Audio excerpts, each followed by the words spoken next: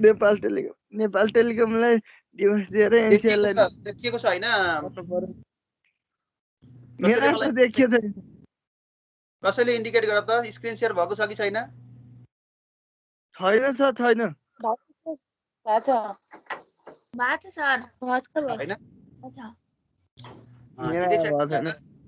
अब हामीले के भनियो भने यो टोटल रिस्क भनेको चाहिँ के रहेछ भने मैले तिमीहरूलाई भने हामीले यहाँ भन्दाखेरि चाहिँ हाम्रो फाइनान्समा यसमा एफआइएममा चाहिँ चारवटा प्रकारको रिस्कको कम्बिनेसनलाई टोटल रिस्क भन्दो रहेछ एउटा क्रेडिट रिस्कलाई अपरेसनल रिस्क मार्केट रिस्क र यो सुपरभाइजरी एडजस्टमेन्ट रिस्क भन्ने हुँदो रहेछ यो चारवटा रिस्कको कम्बिनेसनलाई हामीले क्रेडिट टोटल रिस्क भनेर भन्दा रहेछौँ अब अर्को तरिकाले हामीले बुझ्दा चाहिँ टोटल रिस्क भनेको चाहिँ सिस्टमेटिक रिस्क र अनसिस्टमेटिक रिस्कको टोटल पनि हो यस अन्तर्गत हामीले चारवटा रिस्कको एक्सपोजर वेट कसरी निकाल्छौँ रिस्कको वेट कसरी निस्कन्छ भन्ने कुरा चाहिँ यसमा दिएको छ हामीले आफूले निकाल्ने होइन फाइनान्सियल इन्स्टिट्युसनहरूले अथवा वित्तीय संस्था जसले डाइरेक्सन गर्छ जसले गाइडलाइन गर्छ उसले चाहिँ के दिएको हुन्छ भने उनीहरूलाई कति पर्सेन्ट रिस्क हुन्छ भनेर त्यसको पर्सेन्टेज दिएको हुन्छ वेटेज दिएको हुन्छ रिस्कको यति पर्सेन्ट वेटेज गर म्यानेज गर भनेर है त्यसको आधारमा हामीले चाहिँ टोटल रिस्क क्याल्कुलेट गर्छौँ टोटल रिस्कभित्र हामीले हेर्ने चाहिँ एउटा त के रहेछ भने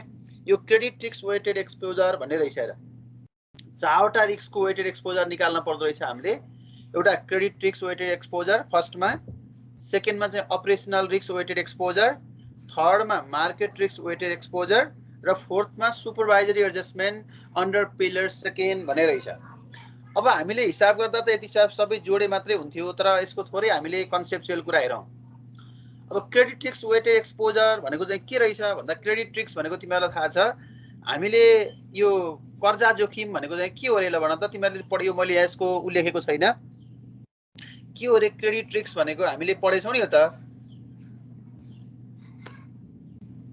के लोन र इन्ट्रेस्ट रेट पेमेन्ट गर्न नसक्दा हुने रिस्क नसक्ने अवस्था हुन सक्छ त्यसलाई चाहिँ हामी के भन्छौँ क्रेडिट रिस्क हैन अथवा त्यो defaulting to pay interest rate interest amount and principal amount is called credit risk भनेर भन्यौँ हामीले त्यो हामीले यसमा चाहिँ विभिन्न प्रकारको वेटेज दिएको रहेछ नेपालमा नेपाल राष्ट्र बैंकले दिन्छ र सेन्ट्रल बैंकहरूले प्रायः रेगुलेटरी बडीहरूले दिन्छन् जस्तै हेर्दा under this exposure risk weights are assigned to each assets on bank on the basis of risk inherent in each assets अब हामीसँग सबै बैंकहरूले चाहिँ कति पर्सेन्ट वेट दिने त नि क्रेडिट रिस्कमा कति पर्सेन्ट वेट दिने भन्ने कुरा चाहिँ प्रायः रेगुलेटरी बडीहरूले दिन्छन् र असाइन टु इच एसेट्स प्रत्येक एसेट्सको लागि बैंकले दिएको हुन्छ र त्यो चाहिँ हामीले on the basis of risk inherent in each assets प्रत्येक सम्पत्तिमा कति प्रतिशत जोखिम छ हामीसँग भएको टोटल ब्यालेन्स सिटका एसेट्सका अन्तर्गतका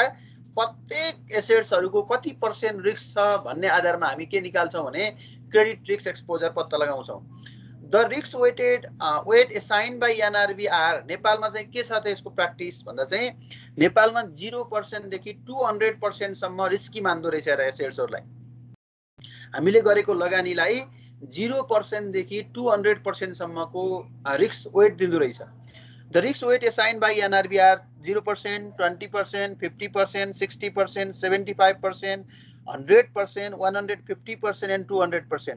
यति पर्सेन्ट चाहिँ एक्सपोजर अथवा हामीले चाहिँ रिस्क वेटेड एक्सपोजर दिएको रहेछ नेपाल राष्ट्र बैंकले अब कस्ता कस्ता सम्पत्तिहरूलाई मैले त्यहाँ पछाडि नेपाली बुकको पेज नम्बर 56 हेर भनेको छु त्यहाँ अहिले मैले थोरै कुरा गर्छु अब कस्ता सम्पत्ति यो भनेको के हो 0% भनेको के हो 20% भनेको चाहिँ के हो 50% भनेको के हो यो कुरा हेर्नको लागि मैले एउटा सपोज एउटा एक्जाम्पल त्यहाँ राखेको छु हेर त suppose cash and common securities are credit risk free यिनीहरूसँग चाहिँ हामीले कुनै पनि प्रकारको कर्जा जोखिम रहँदैन यो केमा भन्दा क्याश र गभर्नमेन्ट सेक्युरिटी हामीले गभर्नमेन्ट सेक्युरिटीहरुमा लगानी गरेको कुरा र क्याश हामीसँग भएको कुरामा कुनै प्रकारको कर्जा जोखिम छैन भोलि फिर्ता नहोला कि भन्ने जोखिम पनि छैन इन्ट्रेस्ट नआउला कि भन्ने जोखिम पनि छैन तिनीहरु चाहिँ रिस्क फ्री हुन् है रिस्क फ्री हुन् भनिसके पछाडी यी रिस्क फ्रीहरुलाई चाहिँ हामीले कति दिन सक्छौं त वेटेज कति दिएको छ नेपाल राष्ट्र बैंकले वेटेज भन्दा चाहिँ यिनीहरुलाई चाहिँ के दिएको छ नेपाल राष्ट्र बैंकले वेटेज भन्दा यसको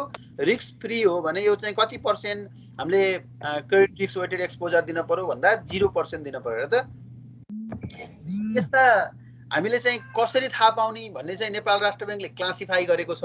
नेपाल राष्ट्र बैंकले कस्ता कस्ता सम्पत्ति कुन कुन प्रकारका सम्पत्तिहरूलाई 0% वेटेज दिने, कतिलाई 20% दिने, कतिलाई 30-50% रिस्क भन्ने, कतिलाई 60% रिस्क छ भन्ने, 75% यसरी हामीले नेपाल राष्ट्र बैंकले त्यसको इन्डिकेटर प्रत्येक एसेट्सहरूलाई वेटेज प्रोभाइड गरेको छ है।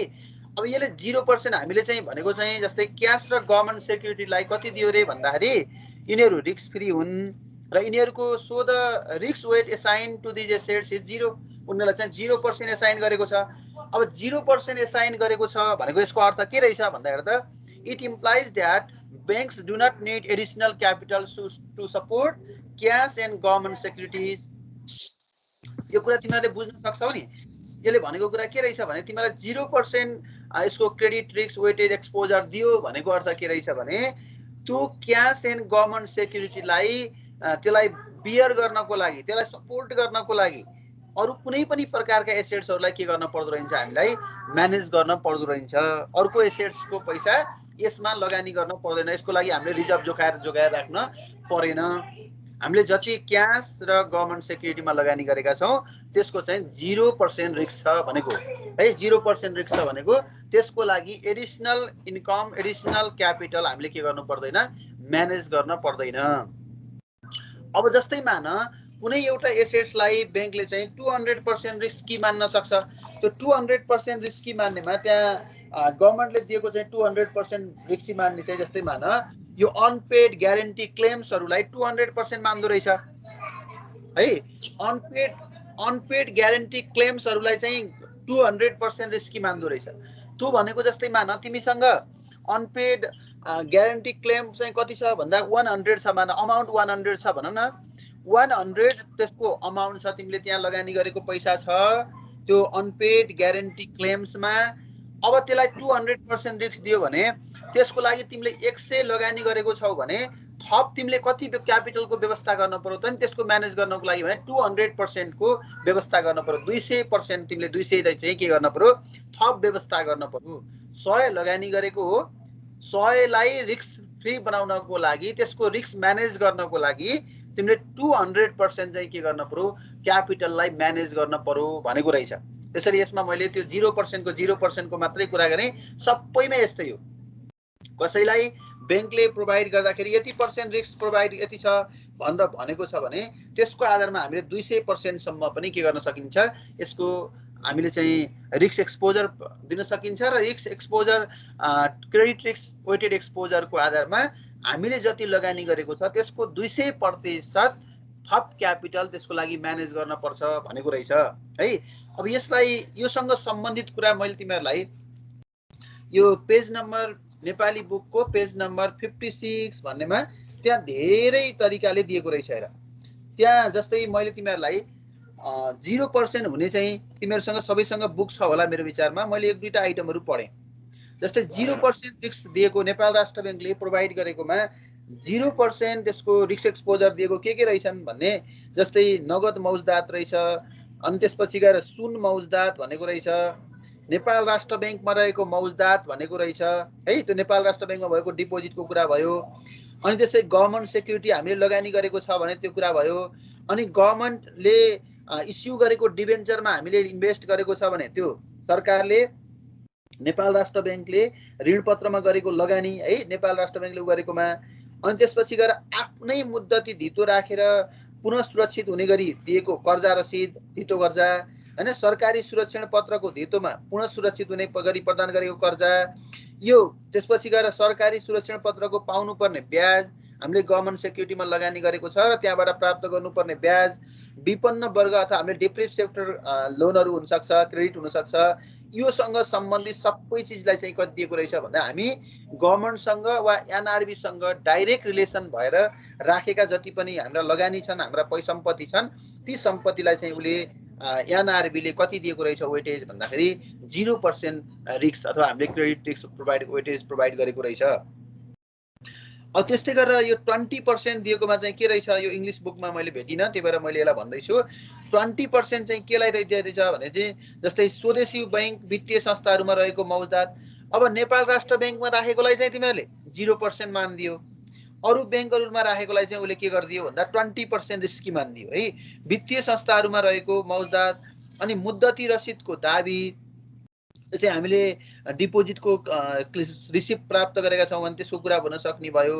त्यसपछि गएर हामीले विदेशी बैंकहरुमा रहेको हाम्रो पैसा हैन त्यसको परिजन बैंकमा हाम्रो डिपोजिट छ भने त्यो पैसा र हामीले मनी एट कल भनेर मागेको समयमा प्राप्त हुने गरी लगानी गरेको पैसा र अरू कुनै पनि विदेशी संस्थाहरुमा हामीले गरेको ग्यारेन्टीको रूपमा गएको कर्जा यो विभिन्न लगानी अथवा हामी विदेशी बैंकमा गरेको लगानी अन्तरबैंक सापट्टी यिनीहरुलाई चाहिँ उले कति एक्सपोजर दिएको रहेछ भन्दा 20% एक्सपोजर दिएको रहेछ।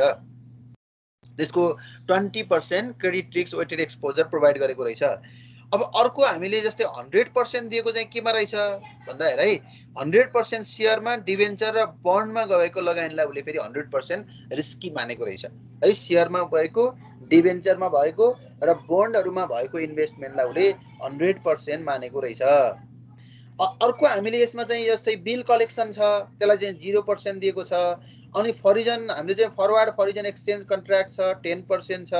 अथवा हामीले चाहिँ यो अन्तर्राष्ट्रिय 6 महिना भन्दा कम अवधिको प्रतिपत्र मार्जिन नघटाई पुरै अन्तर्राष्ट्रिय श्रेणीकृत गरेको चाहिँ काउन्टर एजेन्सीबाट जम्मा गरेको पैसा छ त्यसलाई 20% दिएको छ हैन।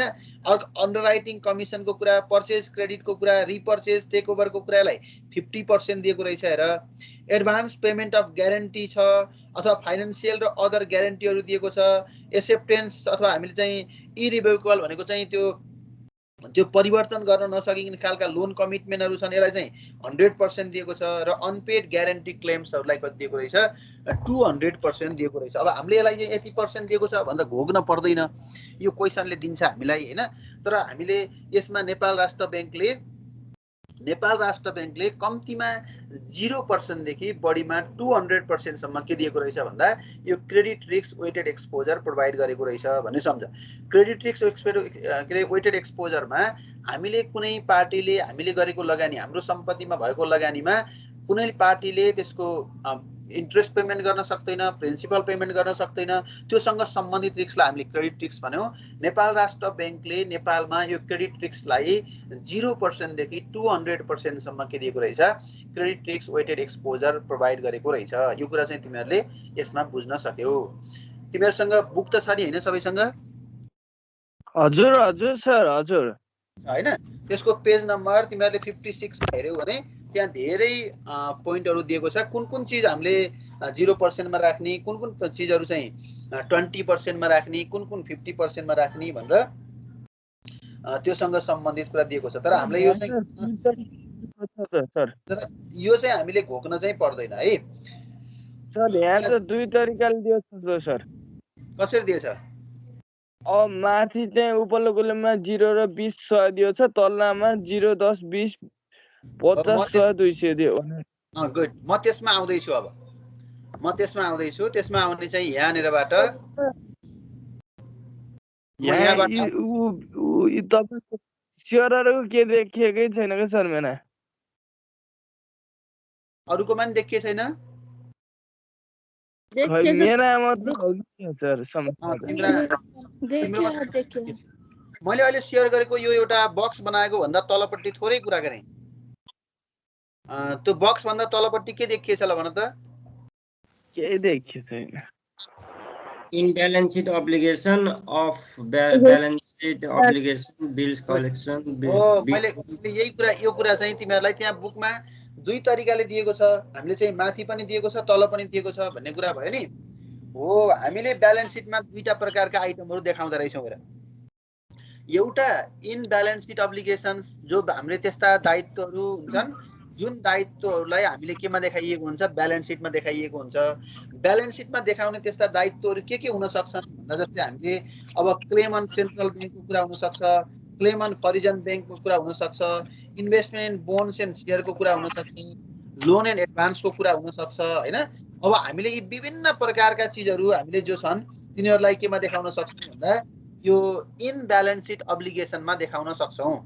इन ब्यालेन्स शीट अब्लिगेशनमा देखाउने आइटमहरु भनेका त्यो हामीलाई दिएका आइटमहरुमा धेरै आइटमहरु हुन्छन्। के बाहेकका भन्दा जुन आइटमहरु ब्यालेन्स शीटमा देखाइन्न त्यसलाई चाहिँ अफ ब्यालेन्स शीट अब्लिगेशन्स भनेर भन्दो रहेछ। अफ ब्यालेन्स सिट अब्लिगेसनमा के पर्दो रहेछन् भनेर मैले यहाँ तिमीहरूलाई थोरै गरेको छु। जस्तै एउटा बिल कलेक्सनको कुरा अफ ब्यालेन्स सिट एप्लिकेसनमा पर्दो रहेछ हैन। हामीले बिल्स कलेक्सन गर्ने कुरा छ भने त्यो बिल कलेक्सनको कुरा अफ ब्यालेन्स सिटमा अब्लिगेसनमा पर्दो रहेछ। बिड बोन्डको कुरा अफ ब्यालेन्स सिट अब्लिगेसनमा पर्दो रहेछ। लेटर अफ क्रेडिटको कुरा अफ ब्यालेन्स सिट एप्लिकेसनमा पर्दो रहेछ। फाइनान्शियल ग्यारेन्टी कन्टिन्जेन्ट लायबिलिटिजहरू यिनीहरू चाहिँ केमा पर्दो रहेछन् अफ ब्यालेन्स सिट अब्लिगेसनमा पर्दो रहेछन्। त्यो इन ब्यालेन्स सिट अब्लिगेसन र अफ ब्यालेन्स सिट अब्लिगेसनलाई तिमीहरूको पेज नम्बर 56 मा छुट्टाएर दिएको छ। इन ब्यालेन्स सिट भनेको माथिका आइटम 0, 20 र 100 भनेको चाहिँ इन ब्यालेन्स सिट अब्लिगेसनका आइटमहरू हुन्। यिनीहरूलाई हामीले ब्यालेन्स सिटमा देखाउँछौँ, देखिन्छन्।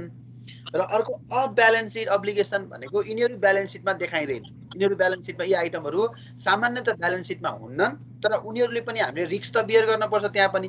जस्तै तिमीले बिल कलेक्सनमा पनि हाम्रो रिस्क त हुन्छ, बिड बोन्डमा पनि रिस्क त हुन्छ, लेटर अफ क्रेडिटमा पनि रिस्क त हुन्छ। त्यसै रिस्क हुन्छ तर तिनीहरूलाई ब्यालेन्स सिटमा देखाएको हुन्न।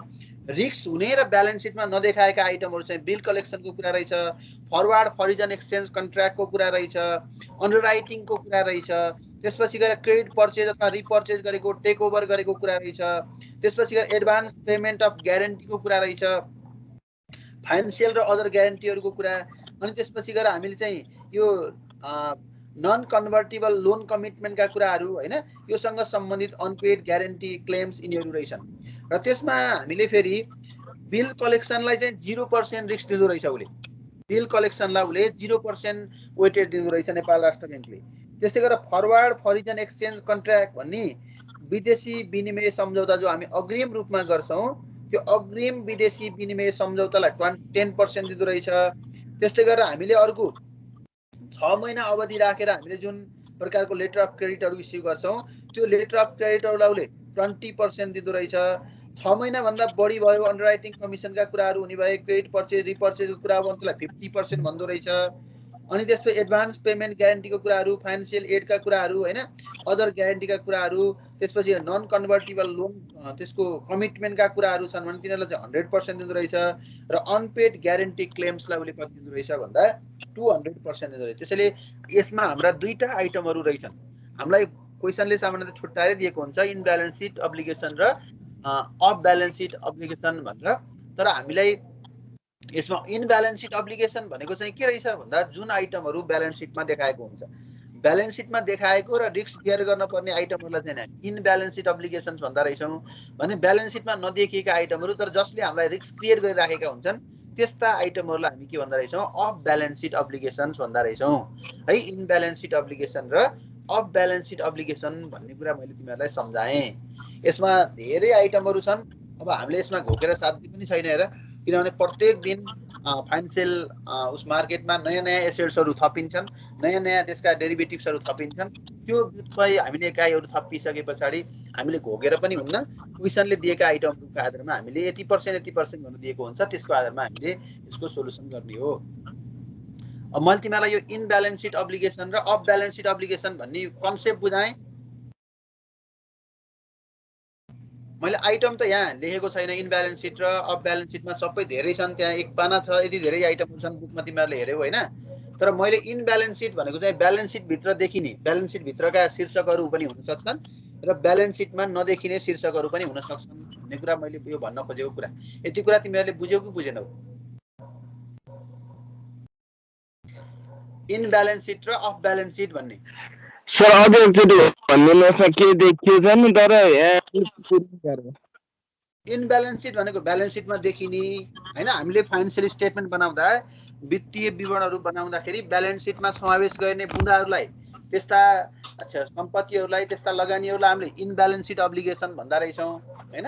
इन ब्यालेन्स सिट अब्लिगेसनमा के पर्छन् भन्दाखेरि जस्तै हामीले क्लेम अन सेन्ट्रल ब्याङ्क हैन, हामीले चाहिँ सेन्ट्रल ब्याङ्कमा राखेको क्लेम पर्दो रहेछ। क्लेम अन फरिजन ब्याङ्क, हामीले फरिजन ब्याङ्कमा राखेको क्लेमको कुरा पर्दो रहेछ। Investment bond and share, bond र सेयरमा लगानी गरेको कुरा पर्दो रहेछ। लोन एन्ड एडभान्सको कुरा पर्दो रहेछ हैन। Claim on foreign government and central bank, हामीले चाहिँ सरकारी ब्याङ्क अथवा केन्द्रीय ब्याङ्कमा राखेको छ भने। Claim on multilateral development bank, यसमा मल्टिल्याटरल डेभलपमेन्ट ब्याङ्कहरूमा राखेको। Claim on public sector entity, public sector इन्टिटीमा हामीले गरेको क्लेम।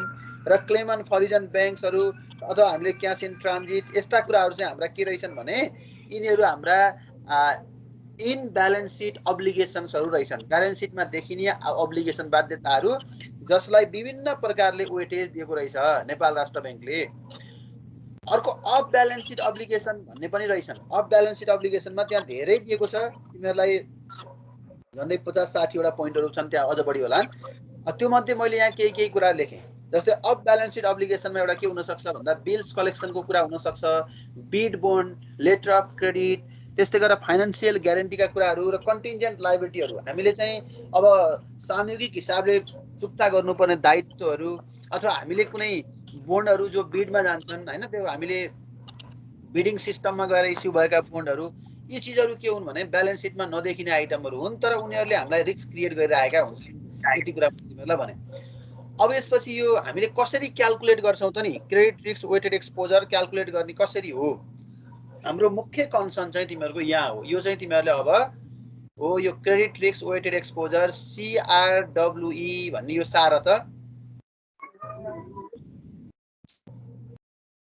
मैले यहाँ यो रेड गराउँछु। यति रेड गराएको तिमीहरूले फर्मुला सार्न पर्यो। यति कुरा हेर त, credit risk weighted exposure CRWE equal to credit risk weighted exposure CRWE equal to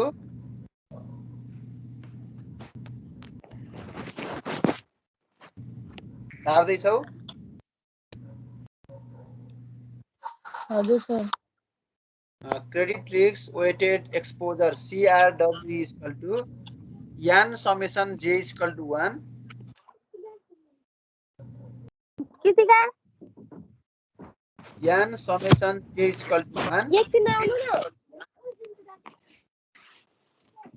जसरी नि पोलिसी थोरै हल्ला भइहाल्छ अनि झ्याउ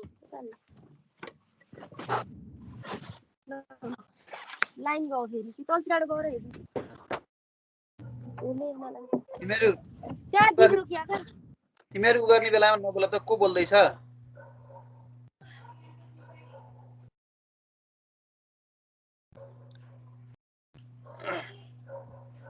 CRWE इक्वल टु लेख्यौ यान summation J equal to 1 BVJ into WJ। Sir यहाँ हो कि के हो र कस्तो बुझ्दैन।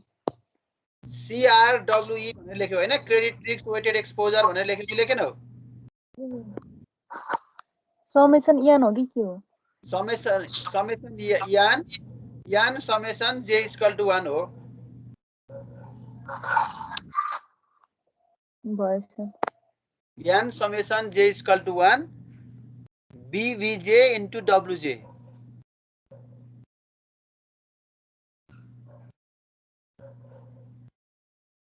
BVJ into WJ। अब यसमा हामीले यो J इक्वल टु 1 भनेको J इक्वल टु 1 टु यानसम्म हुन सक्छ भनेको चाहिँ हामीले जस्तै 1 2 3 4 5 गरेर हामीले अब कति वर्षको दिएको छ त्यसको आधारमा हेर्ने हो। प्रत्येक वर्षको हामी वेट निकाल्न सक्छौं। अब वेयर CRWE भनेको चाहिँ क्रेडिट रिस्क वेटेड एक्सपोजर हो। क्रेडिट रिस्क वेटेड एक्सपोजरलाई हामीले सर्ट फर्ममा के भनेको CRWE भनेको है। क्रेडिट रिस्क वेटेड एक्सपोजरलाई CRWE भनियो। BVJ भनेको चाहिँ book value of jth assets अथवा जे भने जे एसेट्स, ए भने ए एसेट्स। जुन एसेट्सको छ त्यो चाहिँ एउटा हामीले मानेको हो। कुनै एउटा सम्पत्तिको बुक भ्यालुलाई हामीले BVJ भनेर मानियो। जस्तै BVA भनेर मान्यो भने book value of A assets भन्ने भयो है। बुक भ्यालु BVयान भन्ने मान्यो भने बुक भ्यालु अफ यान एसेट्स, BVयाम भन्यो भने याम एसेट्स भन्ने भयो।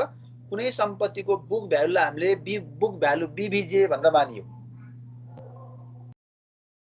BVJ भनेको book value of jth assets है। बुक भ्यालु अफ जेट एसेट्सलाई BVJ भन्यो। अनि WJ भनेको वेट अफ जे एसेट्स हो, जेट एसेट्स हो। Weight of jth assets, j अनि टीएस माथि लागेको कि यहाँ तल आएको मैले जानिन माथि लाउनु। तिमीलाई थाहा छ कसैलाई? यसमा क्लिक गर्दा हुन्छ। केमा गर्दा आउँछ भन त? अन्डरलाइन को त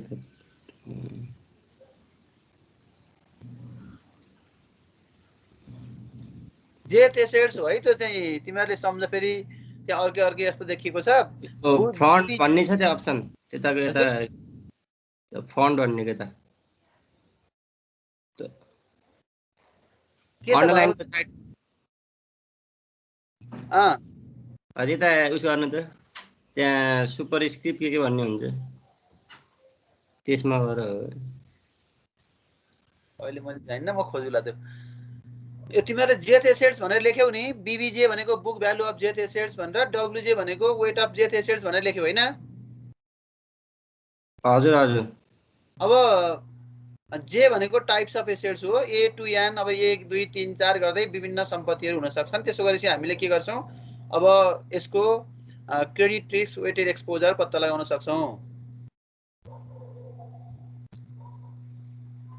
अब मैले तिमीहरूलाई यसमा एउटा यो credit risk weighted exposure calculate गर्ने एउटा तिमीहरूलाई तरिका सिकाउँछु यसमा है राखेर जस्तै अब क्लेम अन फरिजन बोन्ड भन्ने छ रे मान है यसमा चाहिँ CLAIM क्लेम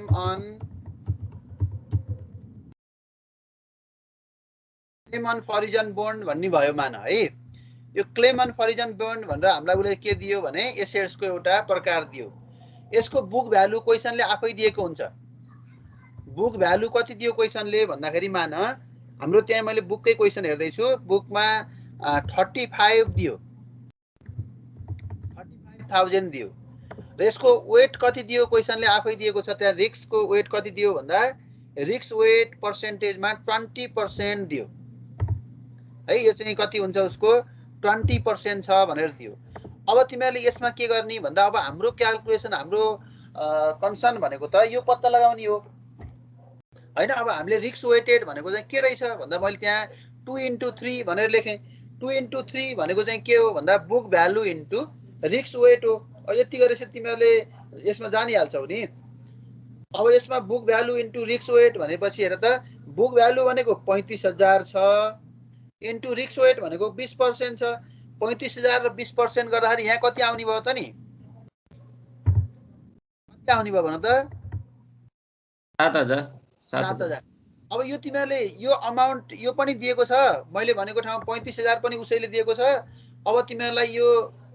20% पनि उसैले दिन्छ हामीले पत्ता लगाउने होइन कि हामीलाई चाहिँ गाइडलाइनमा यति यति हुन पर्छ भनेर तल नोटमा दिन पर्यो नभए माथि क्वेशनमै दिन्छ है सामान्यतः क्वेशनमा दिन्छ यसो गर्दा 7000 भयो त्यस्तै गरी अर्को एउटा कुनै सम्पत्तिको कुरा गरौँ ल मान अब यो क्याश इन ट्रान्जिट अब एउटा अलि बढी भएको कुरा गरौँ न 150 भएको क्लेम भएको 150 वेट दिएको जस्तै मान यो क्लेम अन फरिजन बैंक्स भन्ने छ अरे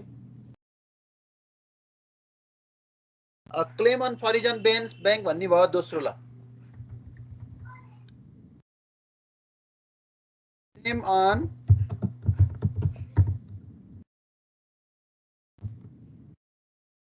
फरिजन बैंक भन्ने भयो यसको पैसा क्वेशनले कति दिएको छ मान क्वेशनले त्यहाँ 50000 दिएको छ अरे मान है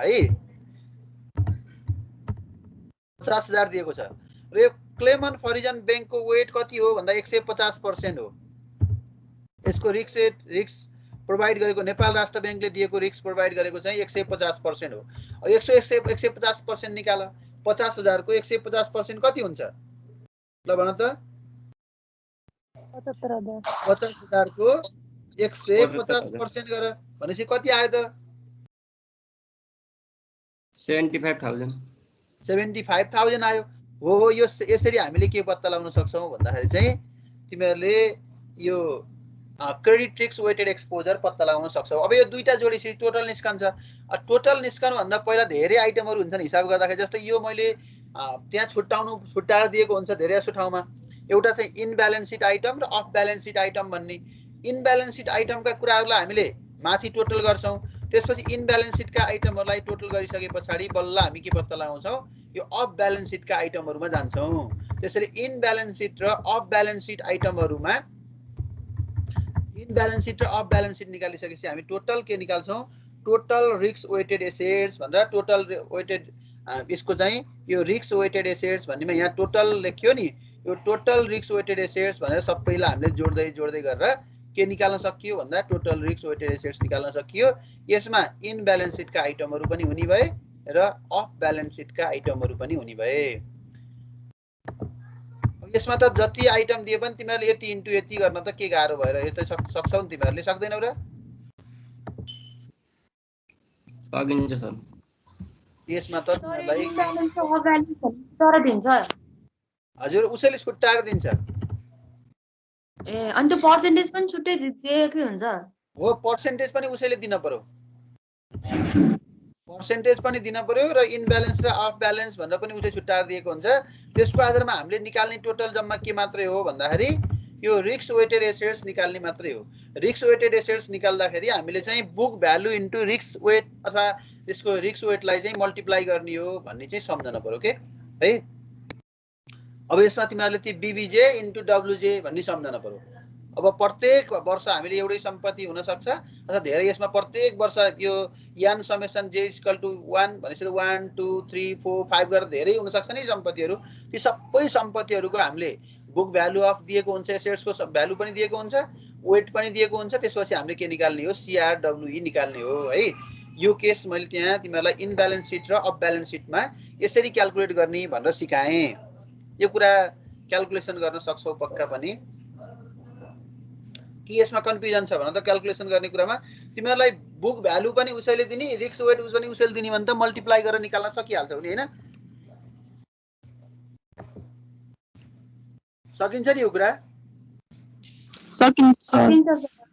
अब यस पछाडिको पार्टमा हेर त, दोस्रो हामीले चाहिँ एउटा क्रेडिट रिस्क पछि हामीले अब दोस्रो रिस्कमा चाहिँ कहाँ जाम भन्दा अपरेसनल रिस्क वेटेड एक्सपोजरमा जाम।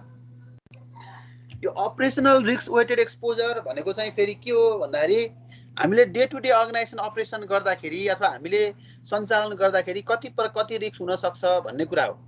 त्यसैले अपरेसनल रिस्क इज द, त्यहाँ भनेको छ operational risk is the potential for loss resulting from inadequate or fail internal process. हेर त अपरेसनल रिस्क चाहिँ कहाँबाट आउँछ त भन्दा, कहाँबाट क्रिएट हुन्छ भन्दा सामान्यतः हाम्रो अपरेटिङ लसको कारणले गर्दा, अपरेसनमा फेल भएको कारणले गर्दा अथवा हाम्रो डे टु डे अपरेसनमा हामी फेल भएको कारणले गर्दा अथवा इनएडुकेट हाम्रो चाहिँ समस्या के अरे पर्याप्तता नभएको कारणले गर्दा जुन प्रकारको रिस्क क्रिएट भएको हुन्छ त्यसलाई हामी अपरेटिङ रिस्क भनेर भन्छौँ। Bank attempts to minimize operational risk exposure through risk identification. संस्थाका दैनिक जोखिमलाई चाहिँ बैंकले कसरी मिनिमाइज गर्ने प्रयास गर्छ अरे भन्दाखेरि रिस्क आइडेन्टिफिकेसन गरेर, रिस्कलाई इन्भेस्ट गरेर हामीले पोर्टफोलियो म्यानेजमेन्टको इन्भेस्टमेन्टको कुरा हेर्न सक्छौँ, त्यो गरेर रिस्क कन्ट्रोल गरेर रिस्कलाई मोनिटर गरेर हैन। हामीले यसमा आइडेन्टिफिकेसन, इन्भेस्टमेन्ट, कन्ट्रोल र मोनिटरिङ यो तीनटा चिजहरू हामीले यसरी यो चारवटा चिजहरू गरेर अपरेसनल रिस्कलाई मिनिमाइज गर्ने कुरा बैंकले प्रयास गर्छ। It is estimated based on fixed percentage alpha. हेर त यो चाहिँ हामीले एउटा फिक्स पर्सेन्टेजको आधारमा इस्टिमेसन गरिन्छ, क्याल्कुलेसन गरिन्छ र त्यो अल्फाको भ्यालु हामीलाई चाहिँ दिएको अहिले नेपाल राष्ट्र बैंकले कति दिएको छ अरे भन्दा the alpha value now 15% and capital requirement ratio is 10% set by NRB. अब हाम्रो अल्फा भ्यालु चाहिँ अहिले कति दिएको रहेछ भन्दा तिमीहरू यो सम्झनु पर्यो। कहिलेकाहीँ हामीलाई दिएन भने अब क्वेसनले दिएन, अर्कोमा त हामीलाई सम्भावनै छैन, नदिए हुँदै हुन्न, त्यो सम्झनै सकिन्न, यति धेरै छन् कि हैन सकिन्न अगाडि हामीले क्रेडिट रिस्कमा त। तर यसमा चाहिँ तिमीहरूले यो 15% भन्ने चाहिँ सम्झना पर्यो है। हामीलाई चाहिँ अल्फाको भ्यालु चाहिँ यदि यो अपरेसनल रिस्कमा नेपाल राष्ट्र बैंकले प्रोभाइड गरेको अल्फाको भ्यालु कति हो भन्नु भने अल्फाको भ्यालु भनेको त्यसको 15% हो रे के। त्यसमा चाहिँ अल्फा भयो भने त्यो अब अपरेसनल रिस्क म्यानेज गर्नको लागि उसले कति क्यापिटल म्यानेज गर्न पर्यो त नि, थप कति क्यापिटल म्यानेज गर्न पर्यो भन्दाखेरि 15% म्यानेज गर्न पर्यो र अर्को क्यापिटल रिक्वायरमेन्ट रेसियो चाहिँ 10% राख्न पर्यो भनेर भन्छ है। क्यापिटल रिक्वायरमेन्ट रेसियोलाई 10% मा राख्ने र अल्फाको भ्यालु चाहिँ कति राख्ने 15% राख्ने। अहिले हाम्रो कन्सर्नको विषय चाहिँ अल्फाको भ्यालु चाहिँ 15% राख्ने भन्ने हो। त्यसैले हामीले यो संस्थाको डे टु डे अपरेसनसँग रिलेटेड जुन प्रकारको रिस्क हुन्छ त्यसलाई चाहिँ हामी अपरेसनल रिस्क भनेर भन्छौँ। अपरेसनल रिस्कमा जति हामीलाई सम्पत्तिहरू दिएको छ त्यसमा अल्फाको भ्यालु 15% राखेर क्याल्कुलेसन गर्ने र क्यापिटल रिक्वायरमेन्ट रेसियो भनेर दिएको छ भने त्यसमा 10% राखेर क्याल्कुलेट गर्ने है। तर हामीलाई यसमा चाहिँ क्यापिटल रिक्वायरमेन्ट रेसियो भन्दा पनि अल्फाको भ्यालु 15% राख्ने भन्ने चाहिँ सम्झने। अपरेसनल रिस्क वेटेड एक्सपोजरमा अल्फाको भ्यालु 15%, यो चाहिँ मात्रै सम्झन पर्छ यति कुरा चाहिँ है। यो 15% हामीले अपरेसनल रिस्कमा अल्फाको भ्यालु कति हुन्छ भन्दा त्यो चाहिँ हामीले फिक्स पर्सेन्टेज हो। त्यो फिक्स पर्सेन्टेज भनेको कति हो भन्दा 15% हो भन्ने सम्झन पर्यो। अर्को मार्केट रिस्क भनेको चाहिँ यो मार्केट को कारणले गर्दा, मार्केट इन्ट्रेस्ट रेटको कारणले गर्दा, मार्केटमा भएका विभिन्न कम्पोनेन्टहरूको कारणले गर्दा हैन, इन्फ्लेसनको कारणले गर्दा हुने खालको रिस्क जुन छ त्यसलाई चाहिँ हामीले मार्केट रिस्क भनेर भन्दा रहेछौँ। मार्केट रिस्क वेटेड एक्सपोजरमा के भन्छ यसले भन्दाखेरि market risk is the potential for loss of earning or economic value due to the adverse changes in financial market rates. Financial market रेटमा भएको कारणले गर्दा इन्ट्रेस्ट रेट हुन सक्छ, अरु विभिन्न प्रकारका इन्फ्लेसनको कुरा हुन सक्छ हैन, त्यसपछि पर्चेजिङ पावर तलमाथि भएका कुराहरू हुन सक्छन्, सिजनल इफेक्टका कुराहरू हुन सक्छन्। जेसुकै कुराहरू भए पनि हाम्रो मार्केट रेटमा परिवर्तन भएको कारणले गर्दा जुन प्रकारको रिस्क क्रिएट भएको हुन्छ त्यसलाई चाहिँ हामी मार्केट रिस्क वेटेड एक्सपोजर भनेर भन्छौँ। यसले market risk is the potential for loss of earning है, हामीले कमाउन सक्ने क्षमतामा ह्रास आएको, और economic value due to the adverse change अथवा इकोनोमिक भ्यालुमा चाहिँ डिक्रिज भएको, डिमिनाइज भएको जुन पैसा हुन्छ त्यसलाई चाहिँ हामीले के भन्छौँ अरे भन्दा मार्केट रिस्क भन्छौँ। The market risk exposure is estimated with fixed percentage. यसको पनि फिक्स पर्सेन्टेज रहेछ। यसको फिक्स पर्सेन्टेज कति रहेछ एनआरबीले दिएको भन्दा यो एनआरबीले दिएको चाहिँ 5% दिएको रहेछ। एनआरबीले 5% दिएको रहेछ र टोटल रिस्क मध्ये हैन, टोटल रिस्क मध्ये हामीले मार्केट रिस्क लिन पर्ने अथवा कति भन्दा बढी हुन भएन भन्दाखेरि यो risk weight 10% set by NRB. हेर्दा पर्सेन्टेज चाहिँ यति हो हामीलाई उले दिएको, तर टोटल रिस्कको कति पर्सेन्ट भन्दा बढी जानै भएन भन्दाखेरि 10% भन्दा माथि जान भएन है। फेरि यो मार्केट रिस्क वेटेड एक्सपोजर 10% भन्दा माथि जान हुन्न भन्ने रहेछ। 10% भन्दा यो माथि जान हुँदैन रे। तर तिमीहरूले यहाँ सम्झनु पर्ने के हो रहेछ, मार्केट रिस्क वेटेड एक्सपोजर चाहिँ यसको 5% दिएको रहेछ है। मार्केट रिस्क वेटेड एक्सपोजर 5% दिएको रहेछ। यो मार्केटको कारणले गर्दा, मार्केट सिनारियो चेन्ज भएको कारणले गर्दा अथवा इन्ट्रेस्ट रेट चेन्ज भएको कारणले गर्दा, डिमान्ड सप्लाईको चेन्जको कारणले गर्दा, हाम्रा इकोनोमिक इन्भाइरोमेन्टहरू, अरू इन्भाइरोमेन्टल फ्याक्टर्सहरू चेन्ज भएको कारणले गर्दा हुन सक्ने रिस्क जुन छ त्यसलाई चाहिँ हामी के भन्दा रहेछौँ, मार्केट रिस्क भन्दा रहेछौँ। त्यो कारणले गर्दा क्रिएट भएको त्यसलाई हामीले प्रोभाइड गरेको वेटलाई मार्केट रिस्क वेटेड एक्सपोजर भन्दो रहेछ।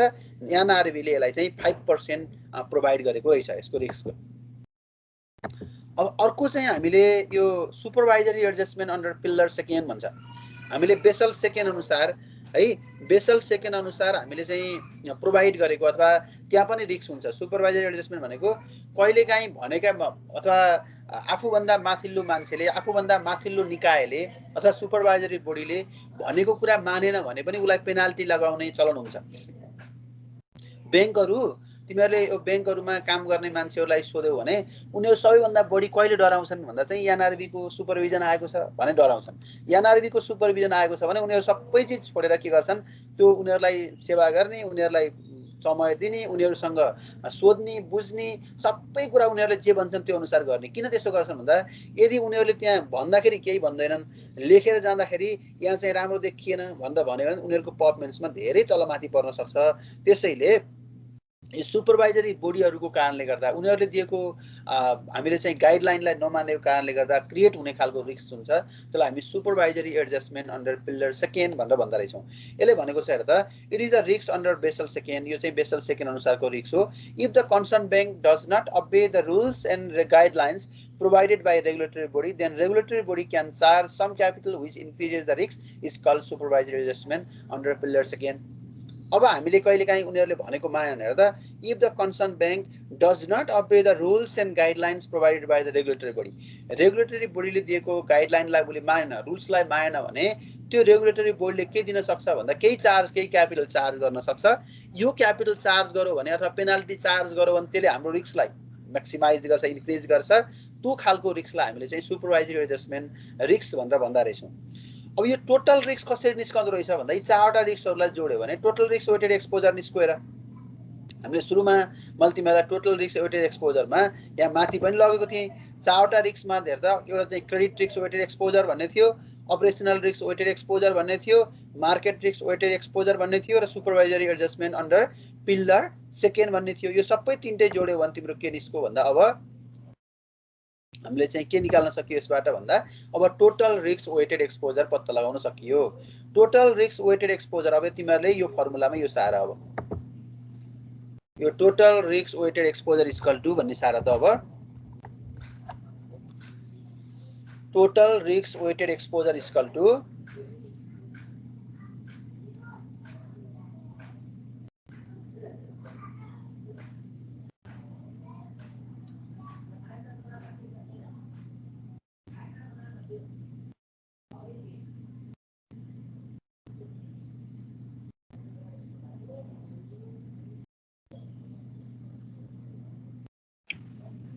बल्ल कलास सक्ने बेला बल्ल देखियो सर।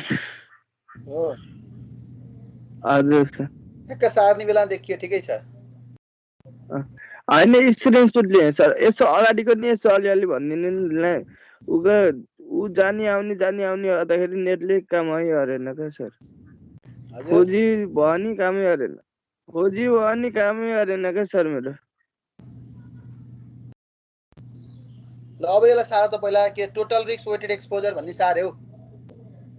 हजुर स्टुडेन्ट लिए सर। हजुर ल सार त total risk weighted exposure equal to total risk weighted exposure is equal to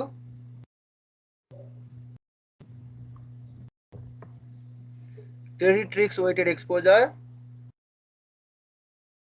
credit risk weighted exposure plus operational risk weighted exposure, operational risk weighted exposure plus market risk weighted exposure, market risk weighted exposure plus supervisory adjustment under pillar second, supervisory adjustment under pillar second.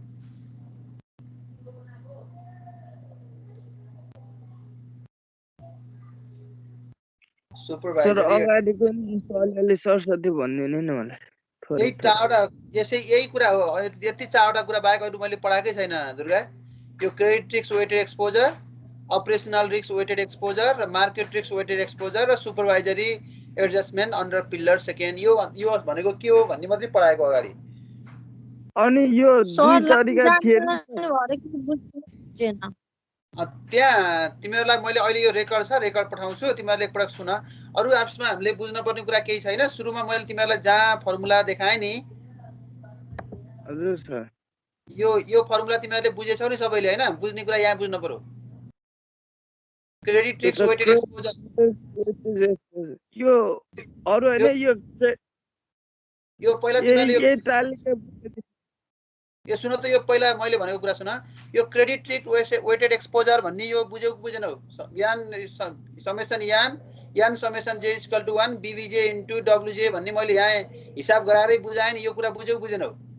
त्यही बेला line गएको थियो कि sir, यो तालिका नबनाउँदै गएको थियो अनि यो तालिका बनाइसकेपछि बिचमा आयो, त्यो नि बुझ्दैन। यो त बुझ्न पर्यो नभए त। ल यो एकपटक फेरि हेर नभए। अब मैले त्यहाँ तिमीहरूलाई के भने यसमा हामीले इन ब्यालेन्स सिट अब्लिगेसन र अफ ब्यालेन्स सिट अब्लिगेसन भन्ने हामीले यहाँ सम्झन सकिन्न। हेर यो धेरै छ हैन। हामीले नेपाल राष्ट्र बैंकले यो आइटमहरु चाहिँ इन ब्यालेन्स सिटमा देखाउनै पर्ने, यो आइटमहरु चाहिँ ब्यालेन्स सिटमा नदेखाए पनि हुने, अथवा नेपाल राष्ट्र बैंकले देखाउनै पर्ने भनेकालाई इन ब्यालेन्स सिटमा देखिएकालाई र ब्यालेन्स सिटमा नदेखिने आइटमहरु चाहिँ अफ ब्यालेन्स सिट अब्लिगेसन हुन्छन् हैन।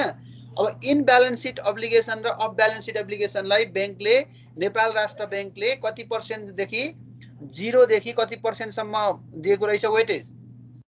200% सम्म उले वेटेज दिएको रहेछ। त्यसमा मैले तिमीलाई एउटा हिसाब यहाँ गरे। जस्तै एउटा कुनै एसेट्स को नाम राखौं। एसेट्स को नाम राख्दाखेरि जस्तै मान अब अघि मैले भनेको भन्दा फरक गरौँ न त। एउटा इन्भेस्टमेन्ट बोन्ड्स एन्ड शेयर्स भन्ने बनाम मान। इन्भेस्टमेन्ट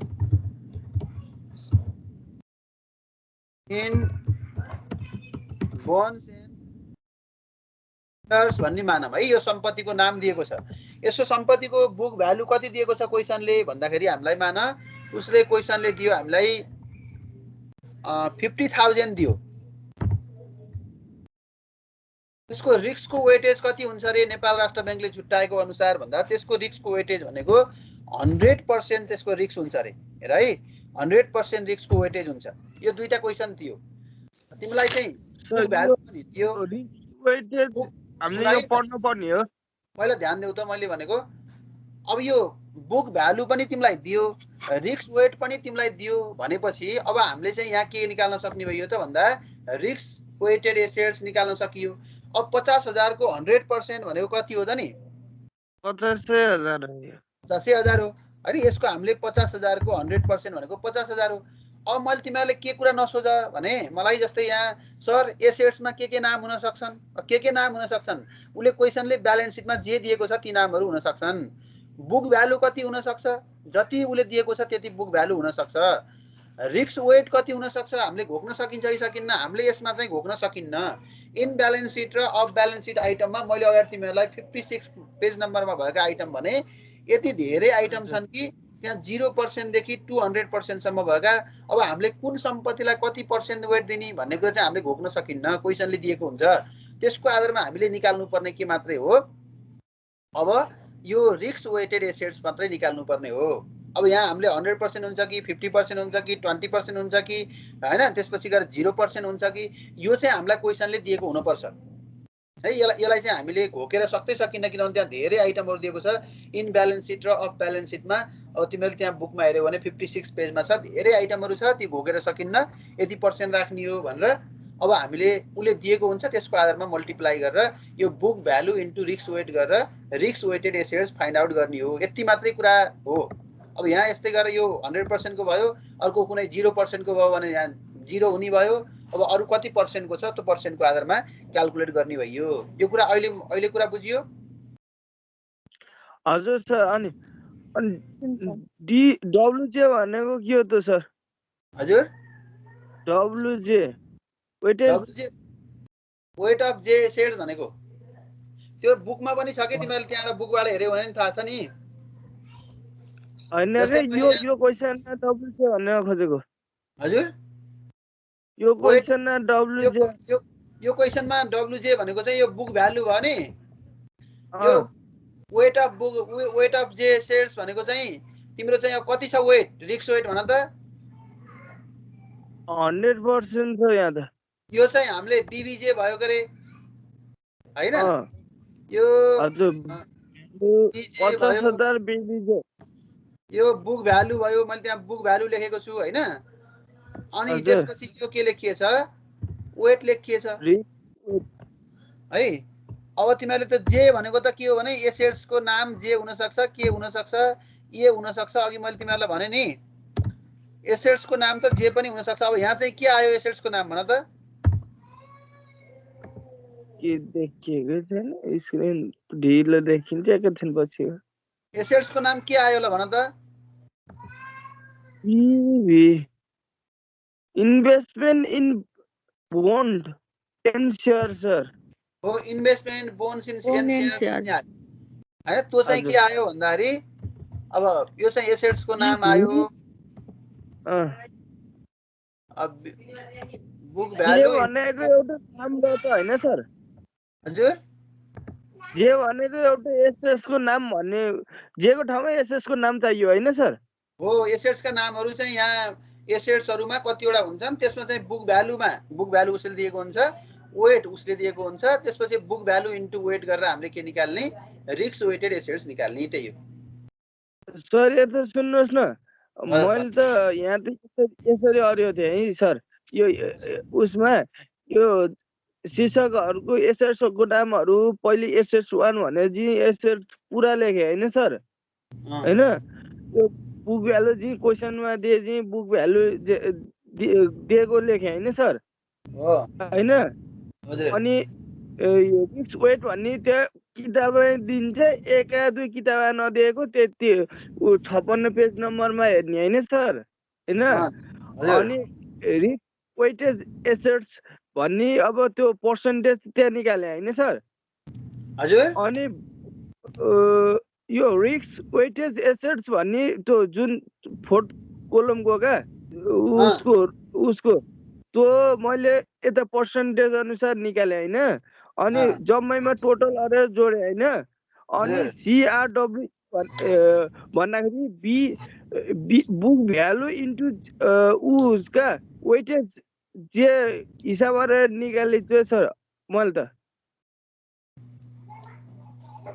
अब तिमीले त्यहाँ कहाँ गरिसक्यौ तिमीले यो? गरिछु सर, ऊ त एक्सर्साइज त गरिछु क्या मैले। ल एक्सर्साइज गरिसकेको भाइ यहाँ भन्दा तिमी अघि गएछौ। ल ठिक छ। यो अब यसमा टोटलमा अहिले यति कुरा बुझियो बुझेन? क्रेडिट रिस्कको कुरा मात्रै बुझियो नि यति? क्रेडिट रिस्कको त बुझ्यो। क्रेडिट रिस्क वेटेड एक्सपोजरको कुरा यति कुरा बुझियो होइन सबिना? सबिनाको तिम्रो लाइन गयो भनेर मैले रिपिट गरेको हो। यो अगाडि मैले भनेको कुरा हो है। यो कुरा बुझ्यो है। यसपछि अब तिमीहरू जान पर्ने चाहिँ यो के हो भन्दा जस्तै यो अपरेसनल रिस्कमा तिमीहरू चाहिँ अल्फा एउटा फिक्स भ्यालु हुन्छ। त्यो अल्फाको भ्यालु चाहिँ हामीले कति पर्सेन्ट मान्न पर्यो? 15% मान्न पर्यो भन्ने बुझ्न पर्यो तिमीहरूले। मार्केट रिस्क वेटेड एक्सपोजरमा एउटा फिक्स्ड रेट हुन्छ, त्यो चाहिँ 5% मान्न पर्यो भन्ने कुरा बुझ्न पर्यो। यसमा यो 15% र 5% भन्ने सम्झन पर्यो। त्यसपछि हजुर मार्केटको त 10 छैन र?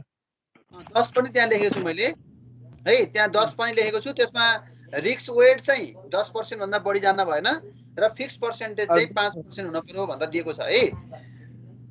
अर्को चाहिँ तिमीहरूलाई अब मैले यस पछाडि के टिपाएँ भने टोटल रिस्क वेटेड एक्सपोजर भन्ने निकाएँ।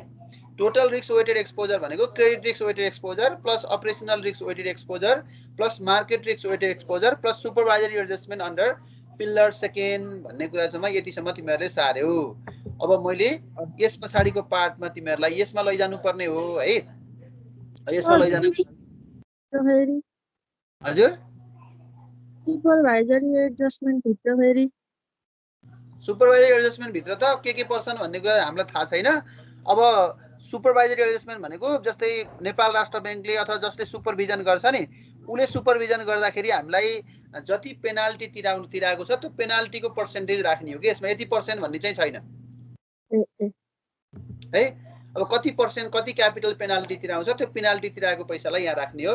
यति कुरा मैले तिमीहरूलाई आज क्लासमा भने है।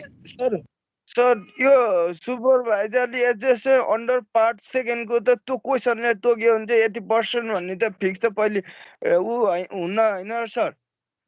उसले अमाउन्टै दिएको हुन्छ सब प्रायसोमा। हजुर सर। अब त्यही अमाउन्टको आधारमा राख्ने हो। यति पर्सेन्ट भन्ने चाहिँ पहिले तोकेको छैन। तोकेको त हुन्न, तर समय र परिस्थिति अनुसार मैले चाहिँ बुझे अनुसार यसलाई के भन्छ भने कुनै पनि अब कार्यालयमा आएर जुन उच्च तहका अनुगमन टोलीले आएर बसेर त्यहाँको कार्यशैली के छ कस्तो छ कार्य वातावरण यदि नियम अनुसार भएको छ कि छैन, यदि त्यो नियम अनुसार भएको छ भने के होइन, नियम अनुसार नभएको भने त्यसलाई फाइन तिलाउने अब जुन अब दण्ड तथा जरिमाना तिर्न पर्छ नि त्यो कम्पनीले वा संस्थाले, त्यसलाई त्यही होइन र सुपर यो भनेको त्यही हो त्यो बेसल सेकेन्ड अनुसार छ। बेसल सेकेन्डमा यो गर्यो भने यति तिराउने, यो गर्यो भने यति तिराउने भन्ने सबै कुरा हुन्छ कानुनमा। त्यो त जम्मै हुन्छ, सबै कुरा सम्झन पर्दैन। हामीले जति दिएको छ त्यति राख्ने हो। त्यो राष्ट्र ब्याङ्कको 400 पेज छ नि सर यसको त। हजुर नेपाल राष्ट्र ब्याङ्कको 400 पेजमा रचन क्या पुरा 700 पेज छ भनेर पढाएको होइन अस्ति? 400 होइन र सर 700 पेजमा छ। अब त्यो बेसल सेकेन्ड बेसल थर्ड त्यो त यसमा यति यो गरे यो हुने सबै कानुनहरू छन् त्यहाँ। त्यो हामीले हेर्न परेन। कुरो सुपरभाइजरी एडजस्टमेन्ट अन्डर पिलर सेकेन्ड भन्नेलाई जोड्ने भन्ने सम्झे भयो टोटल रिस्क निकाल्दाखेरि। हजुर सर है यति कुरा मैले आज गरेँ। अब बाँकी भोलिको क्लासमा कुरा गरौँला। हुन्छ हुन्छ सर। सर यता सुन्नुहोस् न, युट्युबमा हालिदिनु होला है सर। अब लाम भयो। ल युट्युबमा हालिदिनु होला है सर यो। ल ल ल यता मेरो पासवर्ड छैन, त्यो पासवर्ड पहिले हानेको हुनाले यो जुन हुन मिलेको पासवर्ड चाहिँ हामीले उ गर्न पनि मिल्दैन त्यही भएर ल ल ल thank you sir have a nice day